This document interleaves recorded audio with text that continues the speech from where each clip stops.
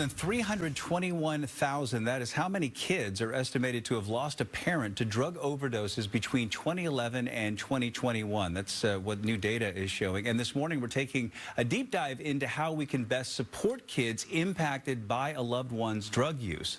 Recovery expert TJ Woodward is joining us in studio this morning with more. And TJ, good to have you here in person this morning. Thank you so much, Bill. I am happy to be here with you in person. We've only done these interviews virtual, so I'm happy to be here with you. No, it's great to have you, and such an important topic. Now, in your line of work, what are the biggest impacts that you see on kids who lose a parent from drug use?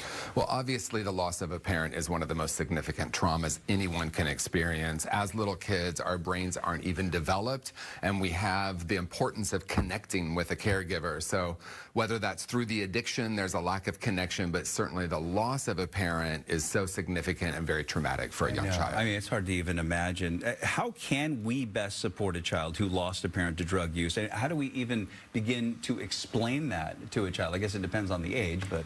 Yeah, it does depend on the age, but I think the most important thing is to create a space to talk about it. I think a lot of times adults, we don't really know what to say to a child, so maybe we just don't say anything, but that child is then burying all of this trauma deep within them. So whatever we can do to allow them to talk about it, and the most important thing ultimately is allow them to feel whatever they're feeling. So how do coping methods differ between younger children and older ones? Well, a young child's brain isn't even developed until we're probably, well, actually 26 now, fully developed, we realize science is showing us. Right. But as a young child, very concrete thinking. So mommy or daddy is upset, I must be bad. The loss of a parent, even though it makes no logical sense as an adult, they might blame themselves or think they've done something wrong.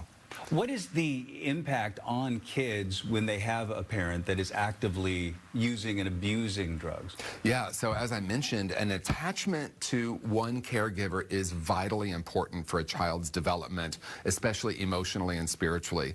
When an adult is in an active addiction, they're not fully present with their child, and as I said, the young child's brain isn't even developed enough. So if mom is absent, if dad is absent or angry or in an addiction, if there's violence in the home, they end up absorbing that and deciding some really huge things about themselves and the world.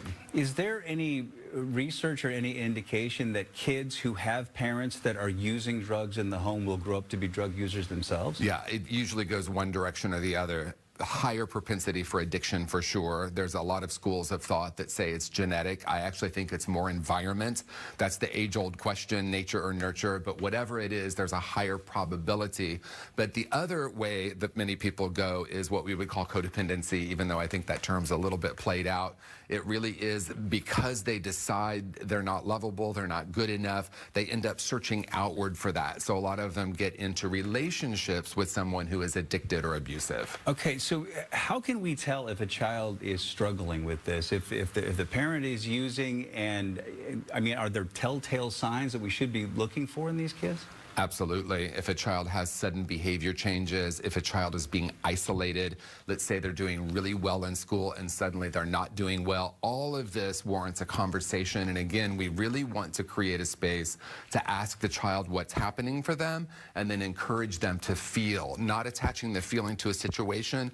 Many of us are not allowed to feel when we're young, and then as adults, we end up pushing our feelings down, so allowing them to feel will really help in this situation. Okay, so what do you think needs to change as a society? We're seeing a growing, the fentanyl epidemic has gone, completely crazy, and we have, painkillers being abused all over the world, have been now for, decades. So what needs to change as a society to, kind of curb this back? Well, obviously, this would be a really long conversation, but in short, I think we need to move beyond just looking at the symptoms of addiction.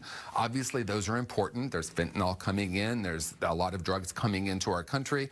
That is often what is focused on. I actually invite us to look at the deeper root causes. And to me, unresolved trauma, spiritual disconnection, and toxic shame. We're swimming in this in our culture now, and people are trying to find relief externally. And when we try to find relief externally, we can become addicted to whatever that is. Right. Well, that makes a lot of sense to me. Such an important conversation. Recovery and addiction specialist TJ Woodward, thank you so much for coming on. Thank you so much. Being with us in person. Good to have you. A pleasure.